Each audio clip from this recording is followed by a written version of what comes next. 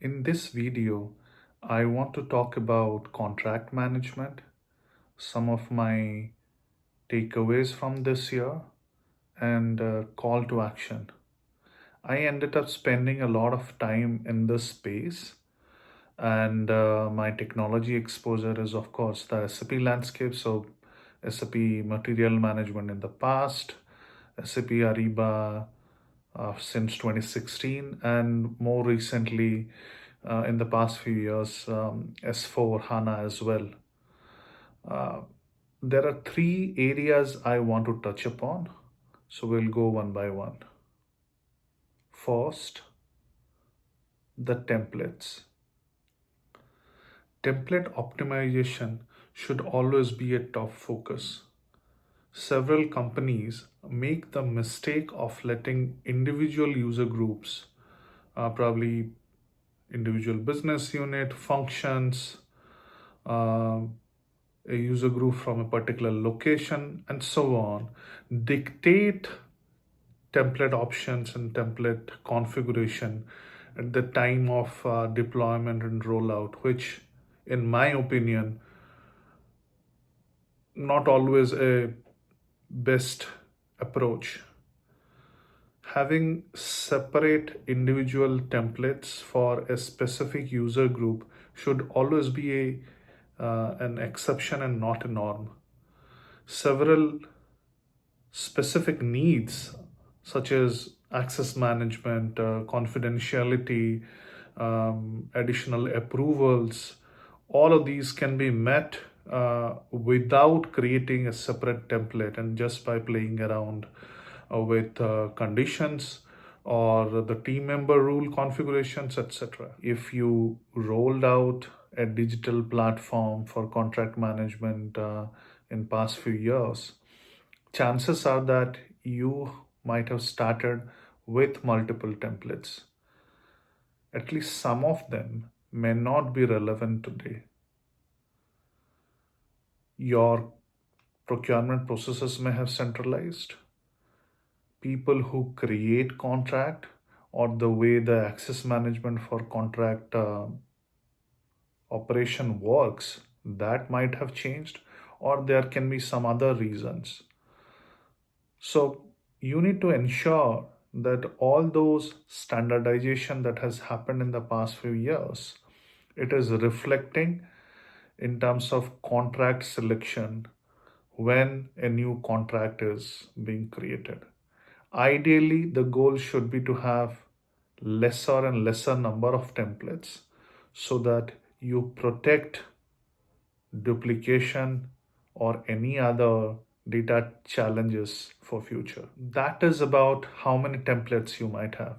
But the other aspect is, do you have consistency across all your templates in terms of data being collected, documents that are available in the template, or the tasks that could be executed as part of template selection and contract creation? Is there a consistency? If not, why? You should be aware of that. Maybe a certain kind of template is used only for contracts which are not meant to be operationalized. A particular template is meant to be used for a legacy import of contracts during regional rollouts. So all these types of templates might vary from your global template, which is meant for your standard contract creation, operationalization, etc. So the goal is to have clear, justifiable regions for having different kinds of templates. And if you have that, that's okay. If you lack convincing reasoning, then again, my point is you should focus on rationalizing your templates. The third and final aspect of this template point is keeping a track of number of contracts per template type. If you have worked in Ariba or any other similar products, you might be aware that putting a template as inactive or switching off a template is just ensuring that that option is no longer available for users to select for new contract creation. But you can have a case where you have hundreds or thousands of contract with deactivated template already in your system. So the point is you should have a count, a track of those information, and the goal in the long run to see that number coming down. Again, you should see a drop in the total number of those contracts. That's the kind of way to go, in my opinion. So those were my arguments and kind of recommendation in the template space. The second aspect is the custom field area. Customization and custom fields themselves are a big topic for Ariba or any other digital procurement platform space. My take is, as we move along, as we spend more and more time with a digital platform like Ariba, customizations in general tend to make less and less of a sense.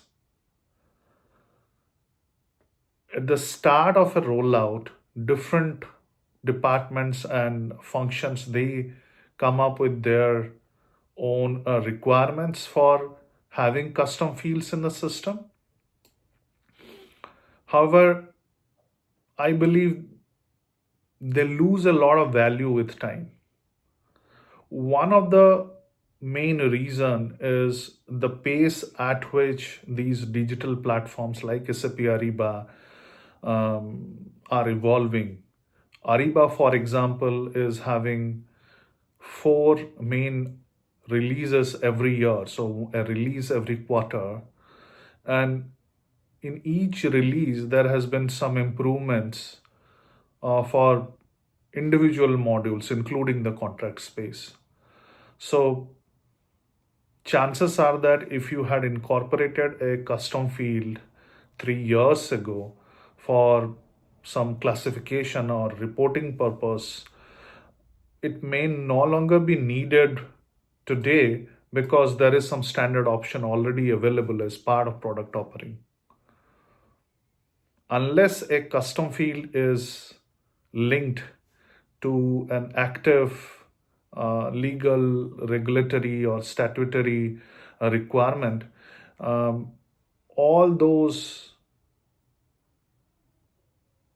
custom fields are a fit candidate for thorough review and again some standardization.